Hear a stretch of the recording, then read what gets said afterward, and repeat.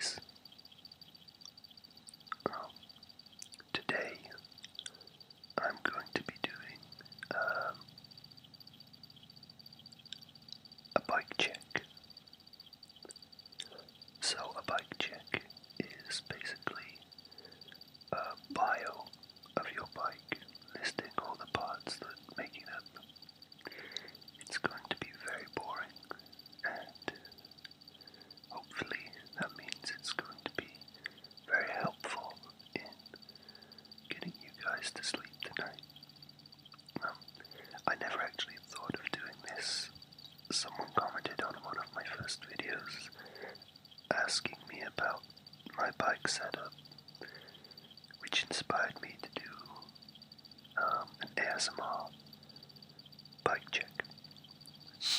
So, without further ado, let's start the bike check. Okay, so first off, the bike frame is a proper BSH. I won't tell you what BSH stands for. It's a bit rude. The top tube is 21 inches long. This is slightly longer than average because I'm about 6'2", so it's good to have a longer top tube. Otherwise, you'll be all squashed up and end up getting a bad back quite often when you ride your bike, because BMXs are quite small anyway.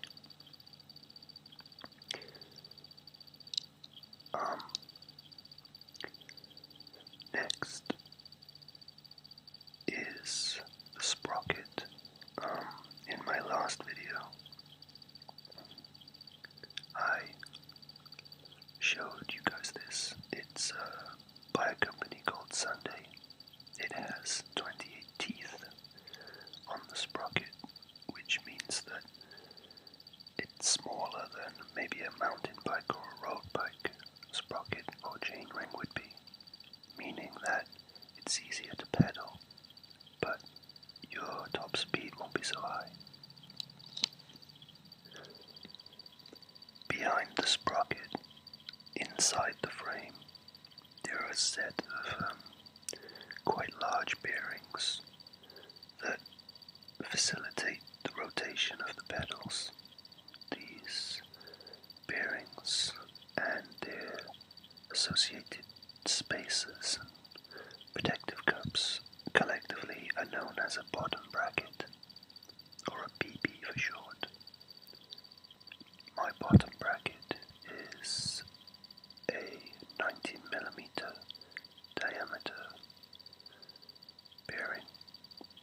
The brand is Stolen, which is a bit of a confusing name, but the actual brand name is Stolen, and the model is called the Revolver. It's pretty straightforward. They're usually all pretty much the same, it's just bearings. Next are my cranks. The cranks are these arms you see here that go from the sprocket center to the pedals, those long arms.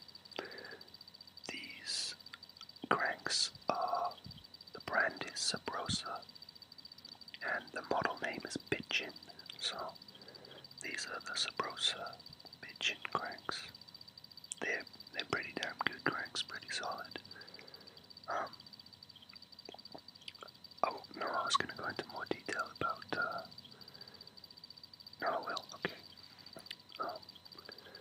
These 48 spline cranks, what that means is that these arms will connect onto a axle or a spindle that goes through to the other side. Both arms go onto it. Now, to stop it turning, there are obviously slots cut out on the spindle and slots cut out inside the crank arm, so that when they slot together,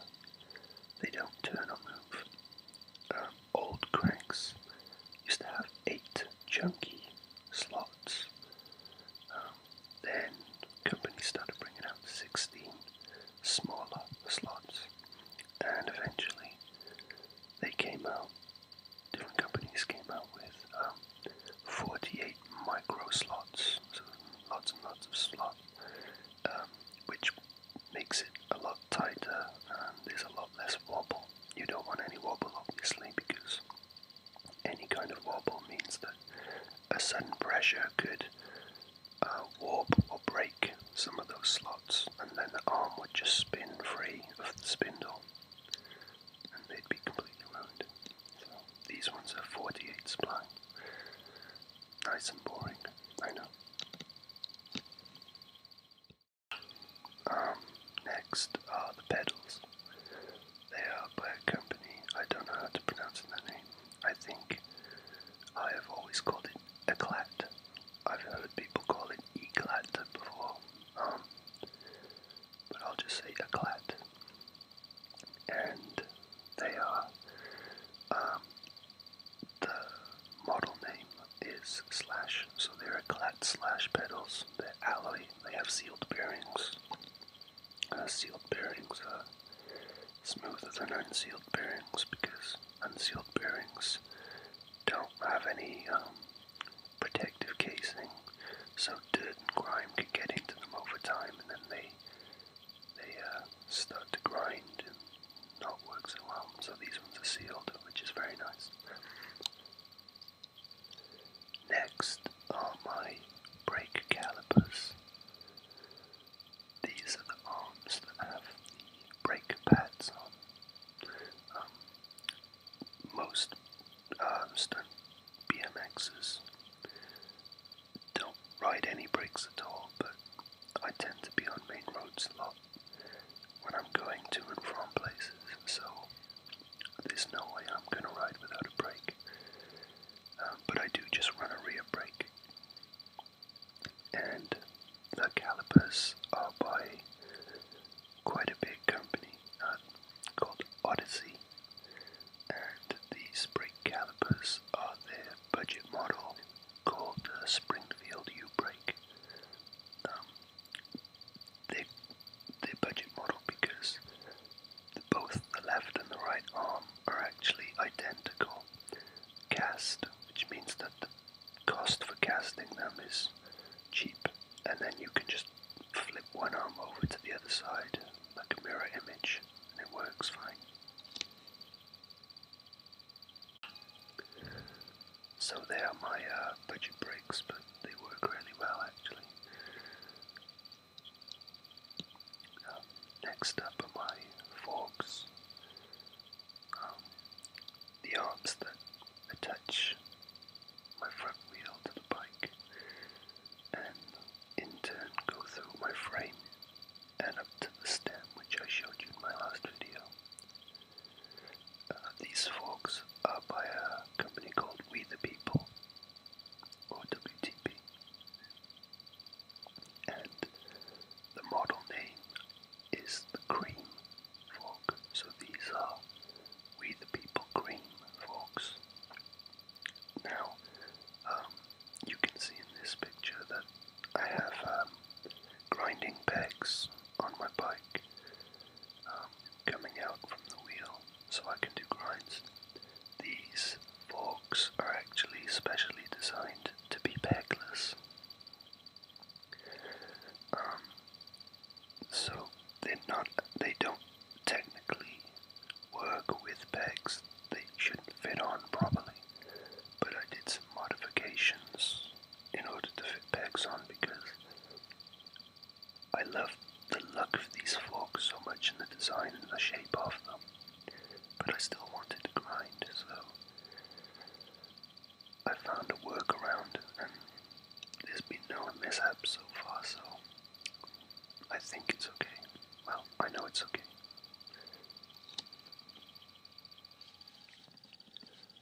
That silver cap is a case that covers some specially designed bearings.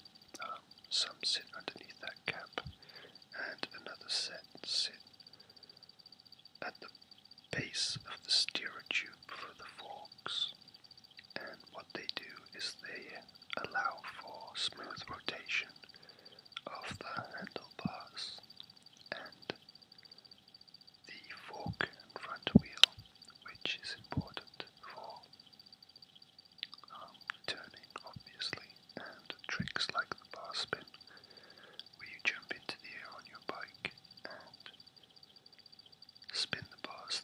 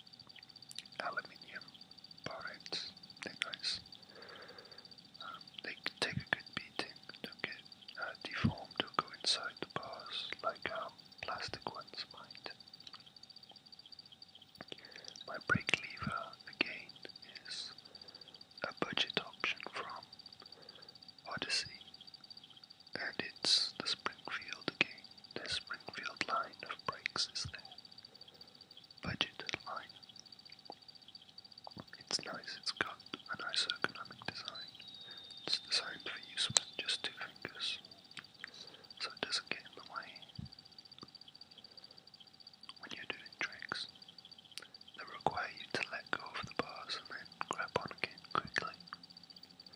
The cable, again, it's Odyssey, and it's the quick slick cable. Most brake cables require cutting and adjustment for the correct tension. These ones don't. Once you take them out of the bag, they're ready to be installed straight away.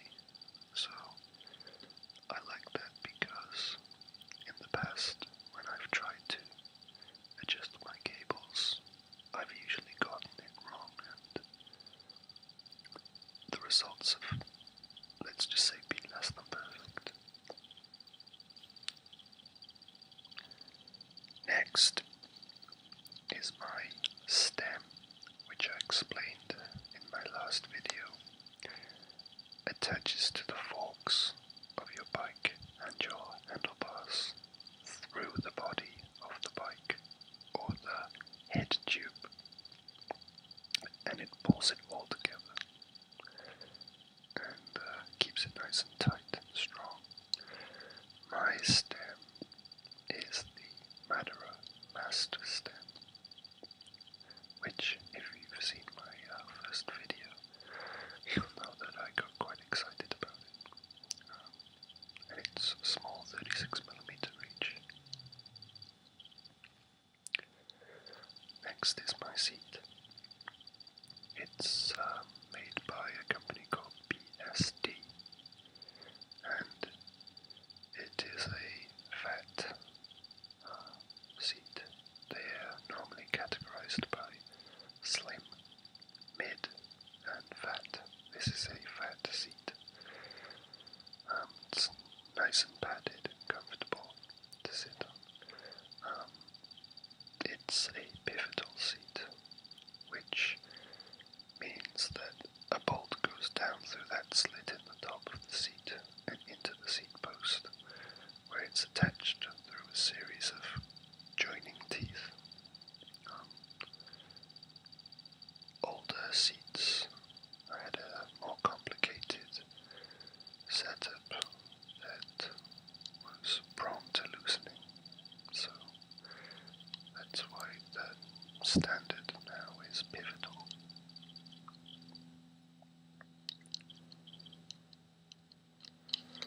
The seat post is BSD also. Here you can see the teeth, hopefully you can see the teeth joining together in the way that I described.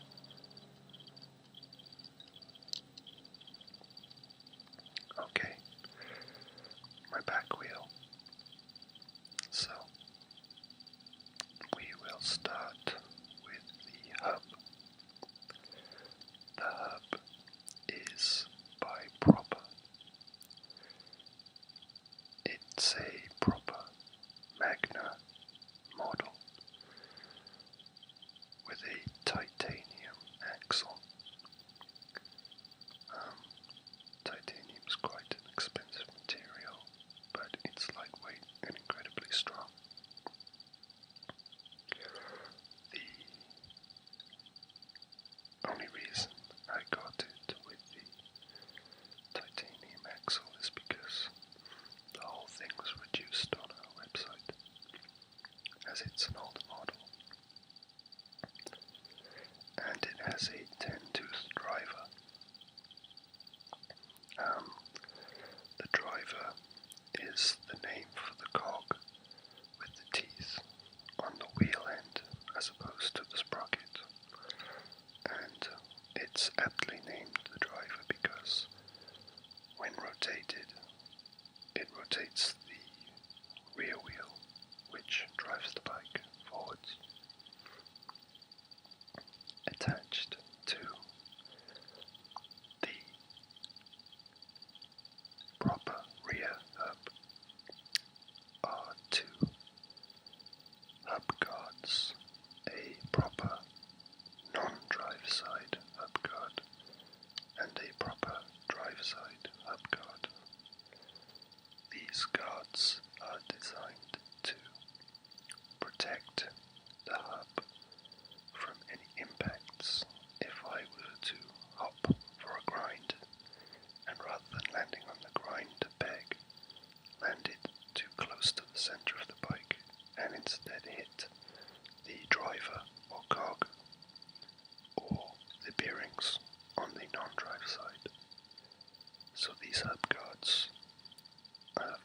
edges and are made of a high-grade aluminium, so that if I were to land too close to the center of a bike when trying to grind on a ledge or a rail, the bike would slide down onto the pegs using the banked contour.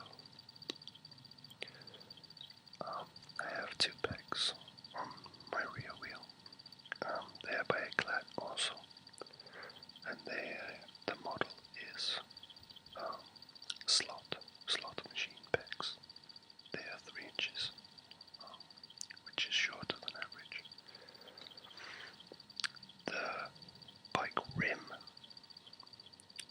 is a Sun Big City rim.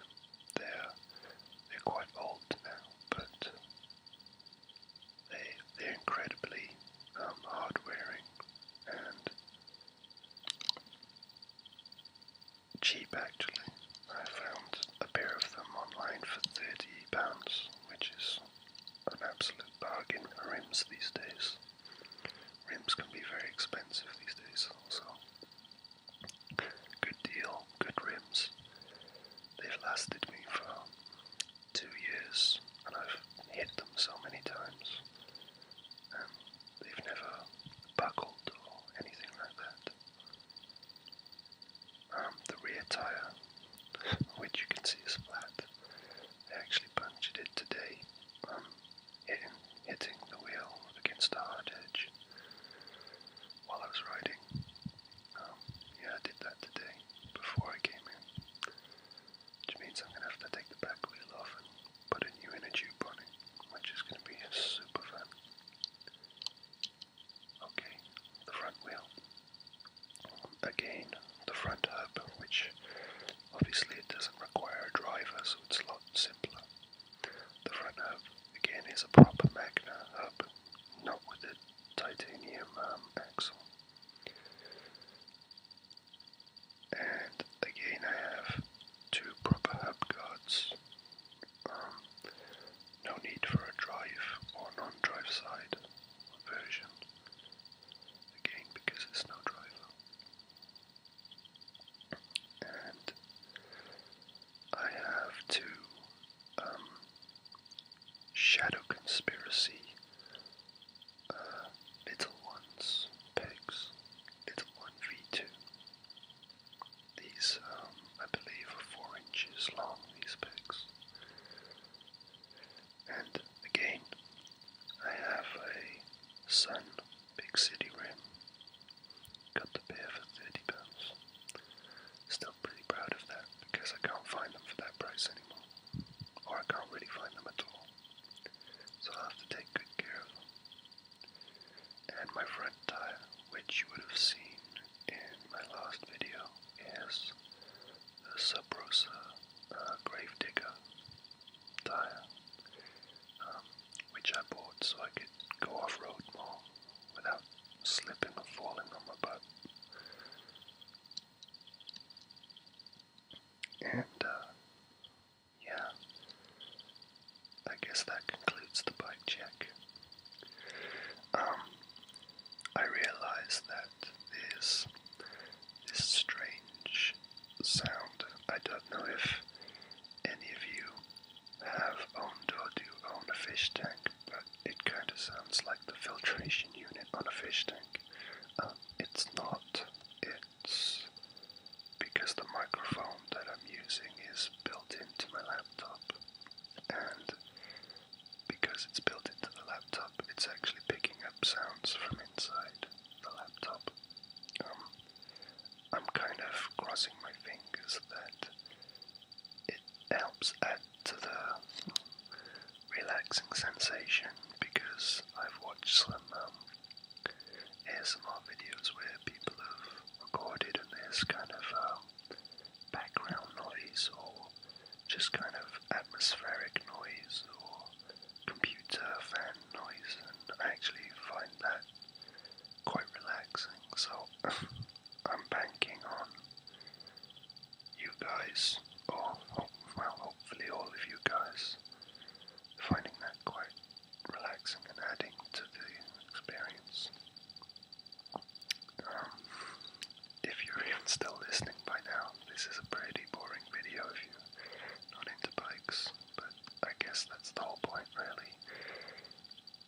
is engaging you.